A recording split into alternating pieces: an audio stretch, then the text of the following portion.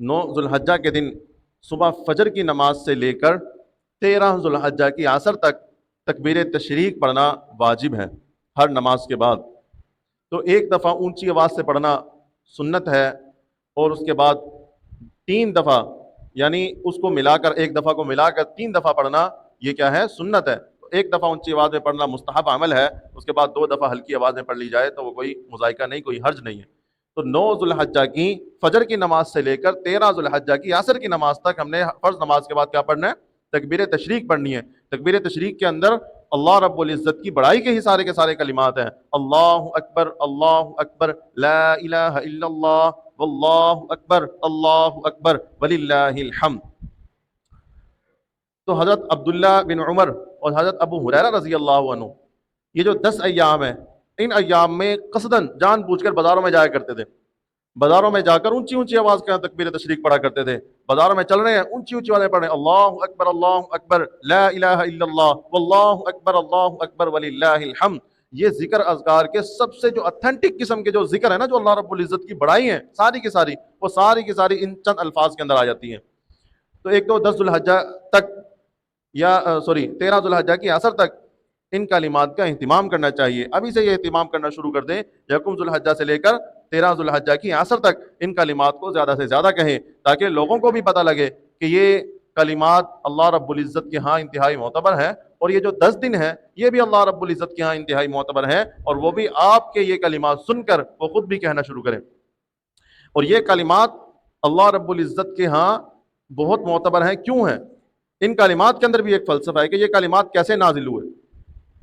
جس وقت حضرت ابراہیم علیہ السلام نے حضرت اسماعیل علیہ السلام کو لٹا دیا، ان کی کمر کے اوپر اپنا گھٹنا رکھا، سر کے بال پکڑ کے چھری ان کی گردن پر رکھی، اللہ رب العزت نے حضرت جبرائیل علیہ السلام کو حکم دیا کہ جبرائیل جنت کے دنبوں میں سے ایک دنبا اٹھا اور جا کر میرے حبیب کی جگہ رکھ دے، حضرت اسماعیل علیہ السلام کی جگہ پر اس کو ذبح ہونا چاہیے۔ تو جس وقت حضرت ابراہیم علیہ السلام ذبح کرنے لگے تو جبرائیل کو محسوس ہوا کہ کہیں دیر نہ ہو جائے، اس خوف کی وجہ سے انہوں نے آسمان سے ہی صدا لگائی، اللہ اکبر اللہ اکبر۔ جب یہ صدا ابراہیم علیہ السلام کے کانوں میں پہنچی تو ان کو اشارہ ملا کہ اللہ رب العزت کی مدد آ رہی ہے۔ انہوں نے یہ کلمات سنتے ہی اپنی زبان سے دہرایا، لا الہ الا اللہ واللہ اکبر۔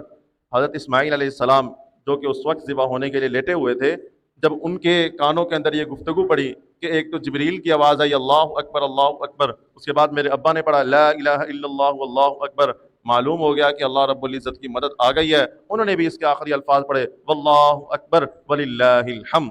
اور یہ کلمات اللہ اکبر لا الہ الا اللہ واللہ اکبر وللہ الحمد ایام تشریق کے اندر پڑھنا ہم سب پر اللہ رب العزت نے واجب قرار دے دیا۔